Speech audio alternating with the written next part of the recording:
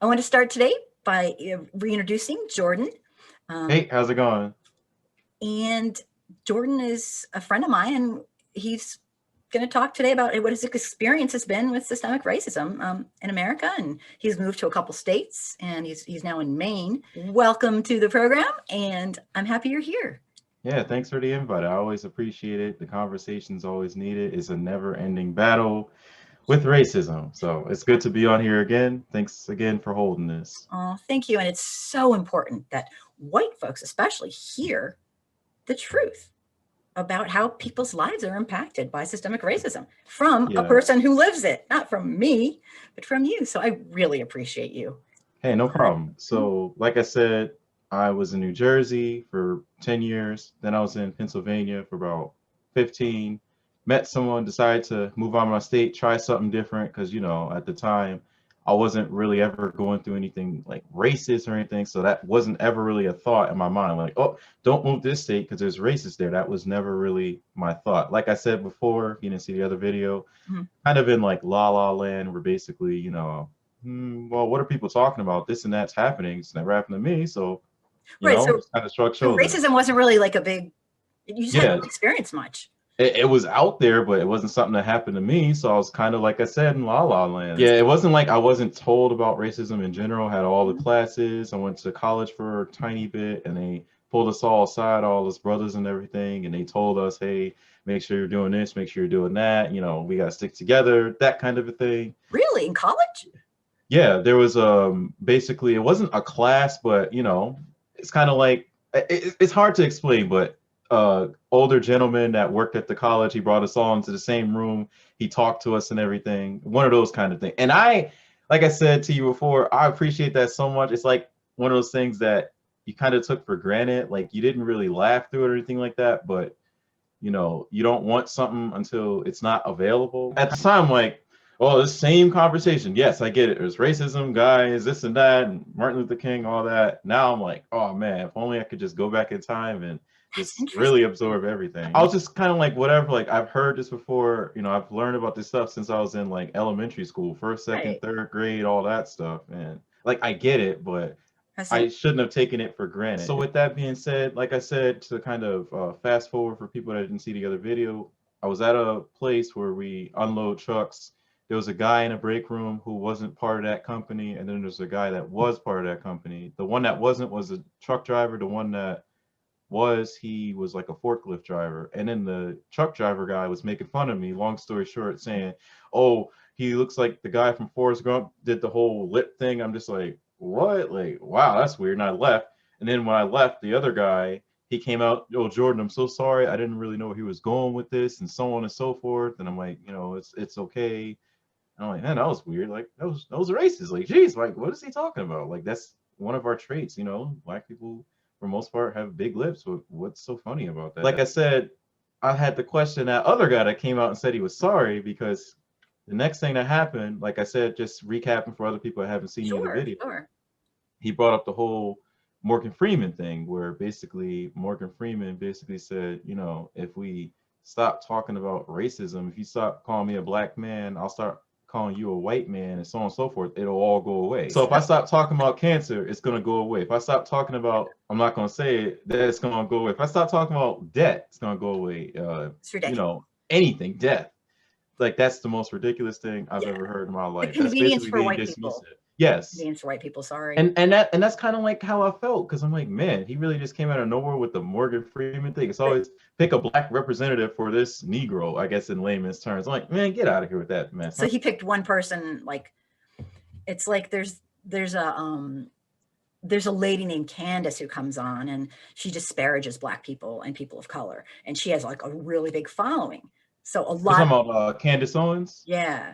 Oh And God. she's, Oh, well, I all a know who white that person has is. to do is I know simply click exactly on who what that is. Candace says, and it's horrible because she's Jeez. really disparaging. She's She's so out of touch, and that's supposed to represent black people. I'm like, right. And so see, he was it's saying stuff Morgan like Freeman that. represents black people. Yeah. All of a sudden, no one person represents the Yeah, opinion. It's they find something that fits their, I guess, point of view, the way agenda. they think about black people. Oh, well, this one black person said it, so that must mean you have to think that. Yeah. No. So were you not supposed to have brought it up and just said, "Oh yeah, ha ha ha, that's funny"? You're right, I Yeah. am. That's my brother on Forrest Gump. Yeah, he's famous. He was on the movie, in the movie. Like, what does he want you to say? Just like laugh it off, or that's just rude. Yeah. But anyway. And then, like I said, what really got me to start thinking about the whole racism thing and all that, aside those two things, was I was working with the guy, rest in peace, Swan. Basically, he's like, "Hey Jordan," I'm like, "What's going on? Did you hear what Paul LePage said?" I'm like, "No, who's that?" Well, basically, catch you up, it's the governor. He was the ex-governor of Maine. He said, "There's guys coming up from New York and Connecticut, and they're coming up here selling their drugs and stuff." And then he said, "That's not the only problem because they're having sex with white women and leaving." He's such a jerk. And he gave us nicknames, Shifty, Smoothie, D Money, all that. I'm like, what? I'm He was like, no way. obnoxiously over. So I went home real quick. I Googled it, YouTube, Facebook, all that stuff I did. I'm like, man, he really said that. And then the next day, we went to get a comment from LePage to see if he apologized, because people did criticize him. He said he meant every single word. He has a 3-ring binder with these supposed criminals' names in them that Oh, yeah, no, they he's proud. name themselves that. I'm like, wow. So it's on the other video. This whole, if you're Mhm. this is your first time listening to Jordan talk, that this mayor and his obnoxious rhetoric is on the other video. So you got to check that out. Is it mostly you've had incidences at work where, or just in life in general, but mostly work? Mostly work, because think about that. At That's work, where you you're at. have to be near a large group of people. Whereas if not at work, yes, something can happen, but I'm more in control of my situation. You know, Yeah. I can ignore people. I don't have to talk to anyone. Not I mean, hanging I out don't want with to have the to, general yeah, public. I'm not trying to say I want to be like that. Like, I don't want to not talk to people, but at the same time, when I'm at work, I'm more exposed to these kind of things because I'm forced to engage in conversations with people to, you know, progress the work. Yes. Yeah, if you're alone in your house, you can not be friends with somebody or not and get right.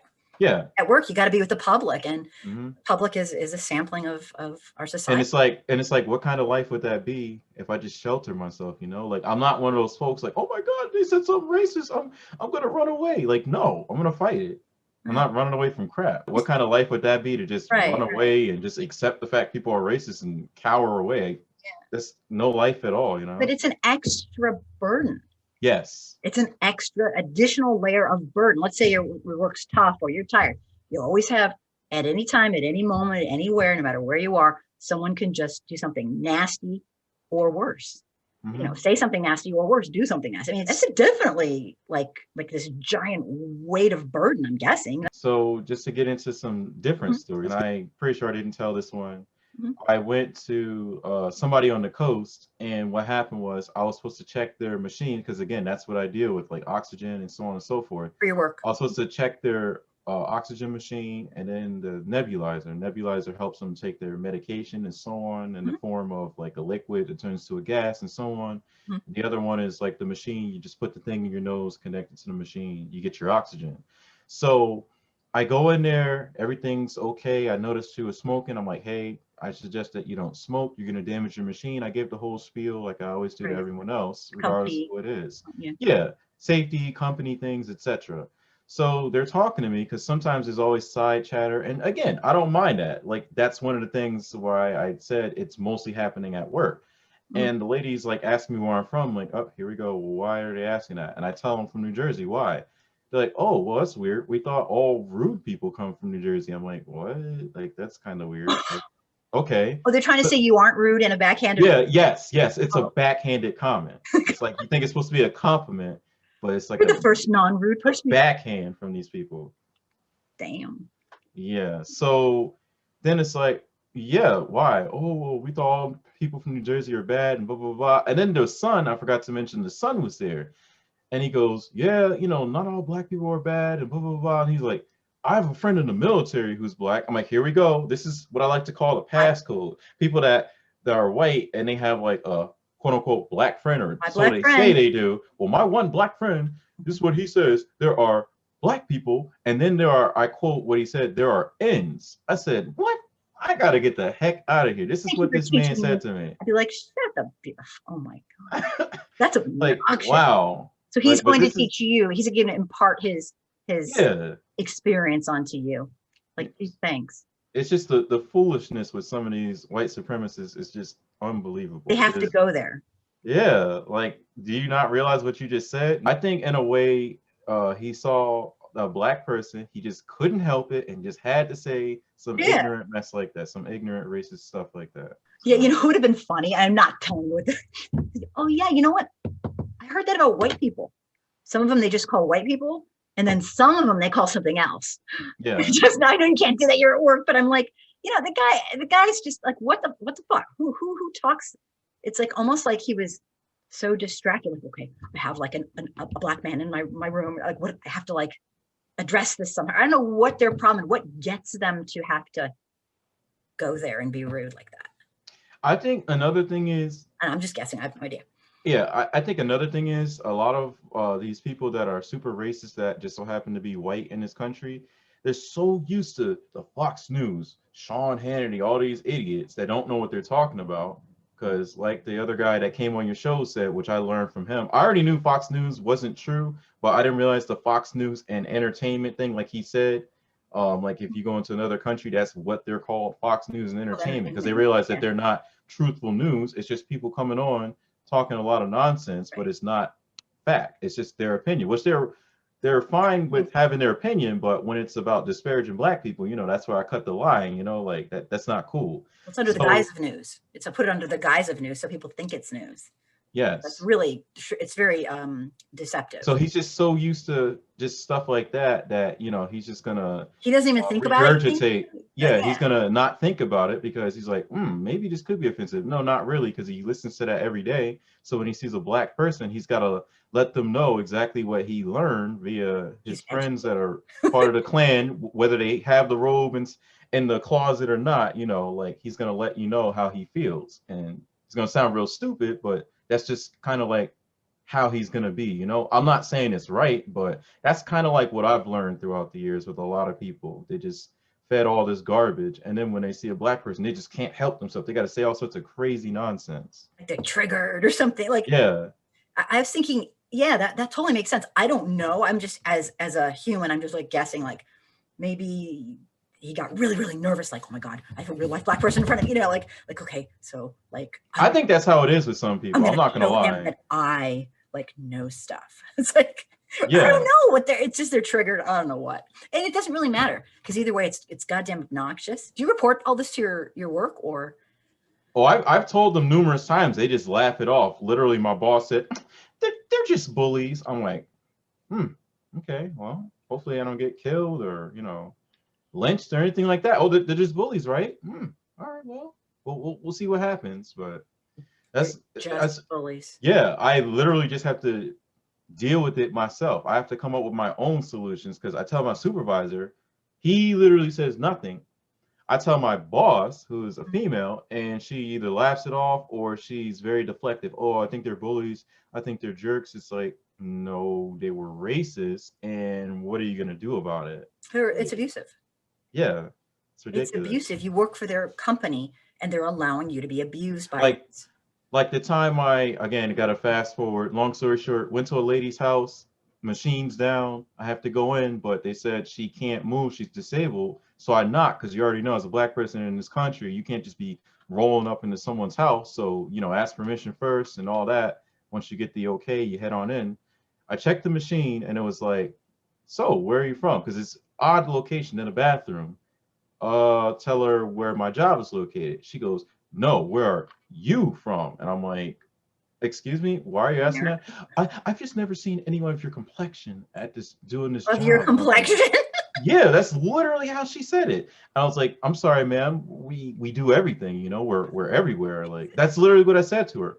Good. What What a kind of question is that? Oh, I've never seen someone of your complexion. oh, they usually keep us Okay. hidden, but like they let me out. It's like, Yeah, yep. Sorry, they let me out. It's not the 50s anymore, man. We're did not you know that? kids or anything. Welcome Yeah. to. It's still alive and well. That's a Jim horrible, Crow is still horrible thing. alive and That's a well. horrible thing for you to have to deal with. Like you feel so. I mean, I'm imagining, and I don't want to put words in your mouth, but like how awkward. And you have to like stay there and help her. It's not fair. You have to take that. It's just not fair. It's not right. Yeah, Like all these little microaggressions. Why should you have to live that way? I shouldn't. Being abused by these Hmm. people. See, but that's the thing I want people to realize that are watching this. Mhm. Like, people think oftentimes it's, oh, a black person's complaining. Oh, they just want free handouts. They just want free. No. why does a black person have to live through this every day? And then they're told by the common white man, suck it up, quote unquote, pull yourself up by your bootstraps, or you guys are just making this up. There is no such thing as racism. All lives matter. All the stupid rhetoric that always comes out of a white All the supremacist denials. mouth. They're all Yeah, just all the denials of systemic deflectiveness, all the denials, all that stuff. It's just ridiculous. But that's my point. Why do I, the black man, why do I have to face this? And then when I tell someone about it, they either laugh or they do absolutely nothing. That's kind of like why I will not shut up about racism, because it's wrong. I wouldn't want the common white woman or white man to go through that. When you are about to approach someone's home for the first time, do you kind of, I don't know if you do this or don't, but in your mind, do you kind of like, okay, you know, this person could, like, do you kind of set yourself up, do you have to like think about all this? Every single day. I actually just had this last Thursday. So basically, I don't know why. My boss, she decided, well, you're going to be on call. So instead of giving you your regular run, your regular route where you're used to most of the foolishness, we're going to give you something different. And anytime they do that, something always happens. In this case, I had to do some machine checks, and then I think it was like maybe one delivery or something. So what ends up happening is I pull up to this house, says arriving at destination on right according to my GPS. I'm like, all right, cool. First thing I notice, Confederate flag. Oh, I feel so welcome. At their house? Yeah. Oh, right on the porch. I'm like, I feel welcome. I might as well not report this to my boss, though. Well, you know, yeah, like she never calls it what it is. She never calls it racist. Did It's you call her and wrong. tell her? No, because every time I told her in the past about this stuff, like the other guy I used to work with, he told the supervisor, hey, stop giving me this run. He goes, why? There's Confederate flags all over this town. It's terrifying. Stops. Yeah. And he literally did nothing about it. So that's why someone might question me in the video, well, why didn't you tell anyone? Because when we do tell people, they don't give a crap about it. It's literally a shrug, and everybody goes home to eat your McDonald's or your Pizza Hut or whatever you're going to eat. Like nothing never happened. So why am I going to waste my energy telling people that are supposed to do something and they're not? I can record it down, jot every little instance down, but I still feel like it's not going to help, because even if it goes to the highest of the high when it comes to HR or something, no one's really going to care. Well, were you hurt? No. Oh, okay, have a good day. Whoa, what? Wait, what are you talking about? So yeah. Well, so anyway, obnoxious. You feel like they're not going to do anything, basically. Yeah. So going back to the story, so I pull up, I'm like, all right, great. So like you said, what do you do when you are about to approach someone's house? I was already mentally there, like, okay, this person is definitely going to be a racist and so on. And it's like, yeah, you think? I go in, Think to get the flag showing you? yeah, the flag. And I go in there, hey, mind if I come in? She's just looking at me like, yeah. I'm like, okay. Go in there, check the machine, go through the whole thing. She didn't really say anything too crazy. And then, like I said, side conversation, you can't avoid it. It's going to happen. So she starts talking about all this stuff. I guess supposedly her one husband lives to the left because she lives in a trailer, and then someone else lives in front of her. Supposedly they're all crazy and stuff. They had to call the cops because of stupid stuff. And then I was just like, yeah, you know, there's a lot of craziness going on. Then she brought up the whole thing. Yeah, because remember, today, what the heck is today? Let me see the date, the 24th. So about a few weeks ago, we all know about the insurrection, January the white 6th. supremacist domestic attack that happened on the Capitol. So that's one of the common things. Yeah, so that's one of the common things that is talked about. And I always say, hey, I do have to remain neutral. And then if someone says something that I would kind of agree with, I'll kind of talk to them about that, because you've just opened up that door. So right, because you're working and you have to be professional. Even if someone's disparaging you and being just totally freaking inappropriate and rude and disrespectful. Because you're working. Yes. Wow. So one of the things was we brought that up, and she's talking about how crazy it is and so on and so forth. I'm like, yeah. And then I told her about, well, you know, I always go through some craziness. And then I told her about some of the stuff that patients say to me.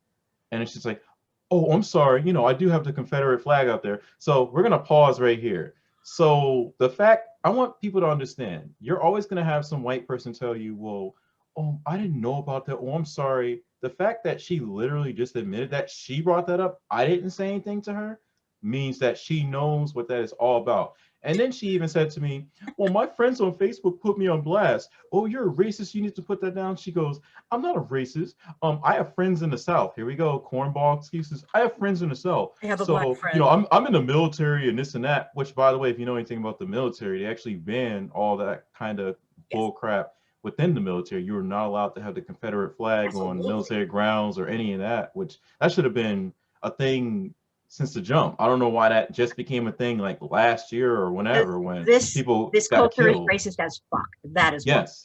I'm sorry. Okay, go So, on. No, it's cool. Yeah. So I just kind of want to give people an example.